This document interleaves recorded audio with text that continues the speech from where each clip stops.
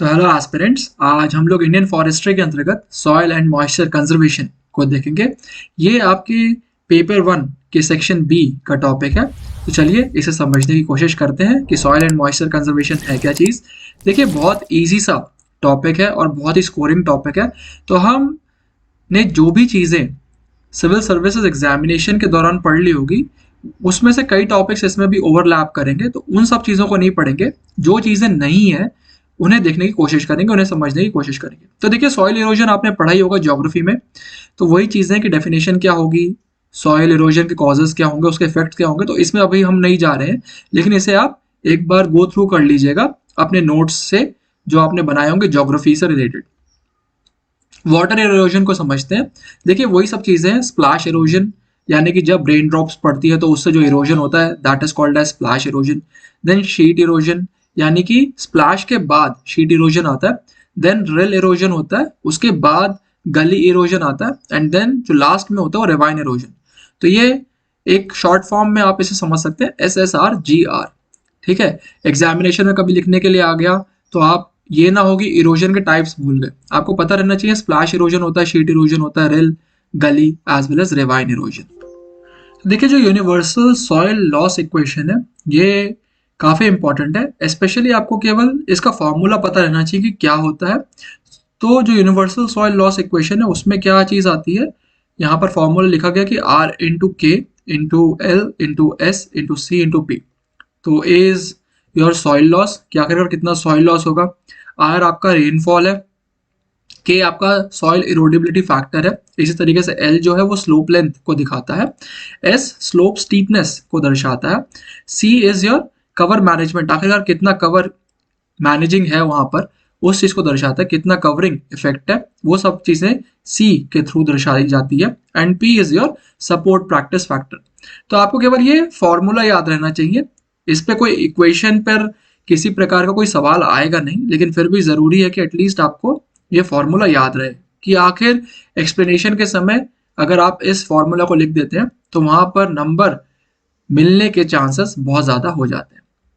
Then next is your wind erosion. देखिए, wind erosion को समझेंगे नहीं कि क्या होता है क्या नहीं होता है, क्योंकि ये आपको अच्छे से ज्योग्राफी में डील किया ही गया होगा। हम यहाँ पर बस मैकेनिज्म देख रहे हैं कि क्या चीज है। तो देखिए, 3 टाइप के मैकेनिज्म होते हैं। SSC के थ्रू आप इसे याद कर सकते हैं। S stands for suspension, next S stands for your saltation, and C stands for creep, SSC। तो ये 3 मैकेनिज्म है विंड इरोजन के। सस्पेंशन में क्या होगा, बहुत ही छोटे पार्टिकल्स बहुत ऊपर तक और बहुत दूर तक जाते हैं। सॉल्टेशन में हाइट थोड़ी सी कम हो जाती है, जैसा आप यहाँ पर देख रहे होंगे सॉल्टेशन के अंदर किस तरीके से बड़े पार्टिकल्स और कम हाइट में कम दूरी तक जाते हैं। जबकि जो क्रीप होता है उसमें और बड़े पार्टिकल्स हो जाते हैं और काफी कम दूरी तक विंड इरोजन करते हुए जाते हैं। So these are the different mechanisms SSC। The next is your कि जो विंड इरोजन के थ्रू सॉइल लॉस होता है उसका फॉर्मूला क्या है। तो E is equals to the function of I K C L and V। Function है ये I K C L V का। E मतलब यानी कि एवरेज एनुअल सॉइल लॉस, यानी कि कितना सॉइल लॉस हुआ है उसका average annually. I is your erodibility index, K is your roughness factor, C is your climate factor, L क्या है यहाँ पर, अनशेल्टर्ड डिस्टेंस, यानी कि जितनी डिस्टेंस कवर नहीं है, ठीक है, अनशेल्टर्ड है, वो आपका होगा L। And V is your vegetation factor, कितनी जगह पर वेजिटेशन है और कितनी जगह पर वेजिटेशन नहीं है, that comes under your V। तो देखिए, नेक्स्ट हमें समझना है सॉइल मॉइस्चर कंजर्वेशन। देखिए, इसमें in situ and ex situ 2 methods आते हैं। पहले वही देख लेते हैं कि in situ and ex situ methods क्या है। देखिए, इन सीटू मेजर्स के अंतर्गत cultural properties as well as mechanical properties, ये 2 चीजें आती है। कल्चरल प्रॉपर्टीज में टिलेज है, मल्चिंग है, ऑर्गेनिक मैटर का एडिशन है।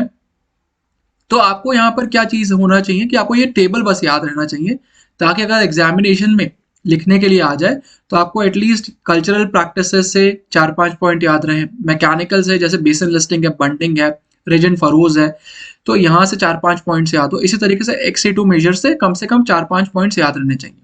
ठीक है, कंटोर फार्मिंग हो गया, स्ट्रिप क्रॉपिंग हो गया, इसी तरीके से अक्रॉस प्लांटिंग इन स्लोप्स, मिक्स्ड क्रॉपिंग हो गया, ये सब एग्रोनॉमिक मेजर्स है XC2 measures of the soil moisture conservation.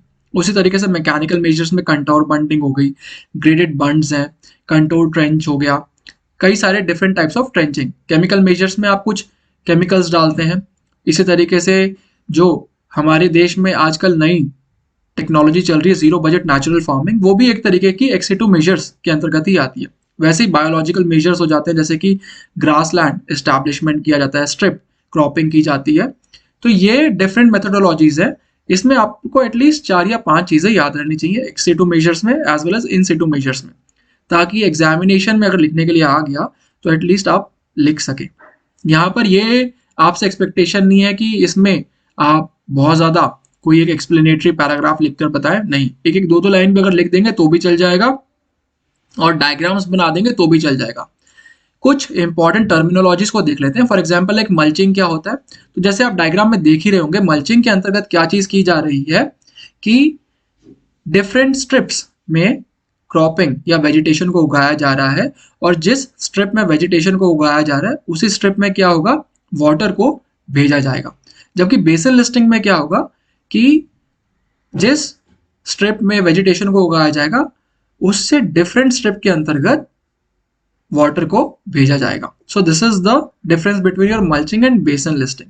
Basin listing में आप एक और चीज ये देख सकते हैं कि जो स्ट्रिप्स की विड्थ है वो यहाँ पर यूनिफॉर्म नहीं है बेसिन लिस्टिंग में। ठीक है, जो वाटर की स्ट्रिप है वो कम विड्थ की है as compare to your vegetation strip. लेकिन मल्चिंग के अंतर्गत अगर आप देखेंगे तो मल्चिंग में स्ट्रिप्स की जो विड्थ है वो यूनिफॉर्म नेचर की रहती है। ठीक है, नेक्स्ट इज योर बंडिंग।